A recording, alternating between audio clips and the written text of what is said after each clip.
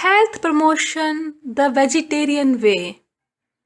The word vegetarian was coined by the Vegetarian Society of United Kingdom in about 1847. The word does not come from vegetable as is generally assumed.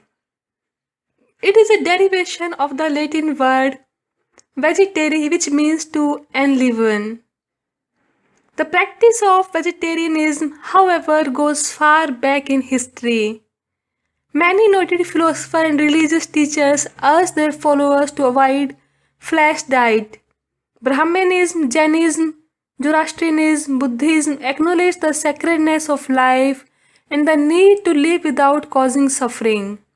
So did many of early Christians. There are various types of vegetarians. Vegans are strict vegetarians who eat only plant foods and exclude all animal byproducts such as egg, milk, cheese, curd, butter, ghee, and even honey. There are lacto-vegetarians who eat plant foods as well as dairy products, and lacto-avo-vegetarians who eat meats besides plant foods and dairy products. There are even fish-eating vegetarians. The common factor among them is they do not eat the flesh of warm-blooded animals. Meat seems to have assumed an exaggerated importance nutritionally. It is generally mistakenly believed that nutrition deficiency, especially of proteins and vitamin B2, and poor health may result if animal foods are eliminated. Studies, however, have indicated the health problems or deficiency diseases for those on a vegetarian diet. Of the 22 amino acids, the essential components of the proteins needed by the body for its normal functioning, only 9 needed to be supplied by the diet as the body synthesizes the remaining 13. The body can use 100% of this protein of all 10 amino acids are in ideal proportions. If, however, one or more of the essential amino acids are present in less than the ideal amount, the value of entire protein is reduced in the same proportions. On a quality rating scale of 1 to 100, egg protein is 95, milk is 82, meat and poultry is 67, fish 80, grain are between 50 to 70, and legumes, nuts and seeds are between 40 and 60. The so-called protein deficiency in vegetarian diet is in fact more imaginary than real, as the contribution of the protein value of green vegetables has been ignored and the true protein requirement is less than that assumed. Green vegetable protein is as highly in quality as milk protein and thus makes a very valuable contribution to the vegetarian's protein nutrition.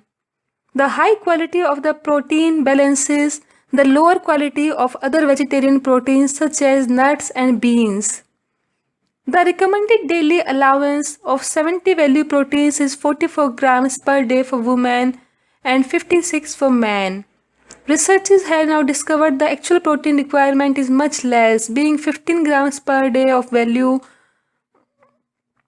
value protein, or 21.5 grams of 70 value protein, or 30 grams of 50 value protein. A wholesome vegetarian diet can therefore easily meet the body's protein needs. Moreover, it's possible to combine two low-value plant proteins to get a protein of higher quality. Thus, wheat, which has a deficiency in the amino acid lysine but an abundance of sulfur-containing amino acids, can be combined with the beans, which have the opposite enrichment combination. Taken together, they complement each other to form a complete protein. As regards the adequacy of B12 nutrition, lacto-vegetarians or lacto-vegetarians should not feel concerned on this score, as B12 needs can be easily supplied by the dairy products and eggs. A quarter liter of milk or 100 grams of cheese or 1 egg per day will supply the recommended daily allowance. This vitamin once eaten is stored in the liver.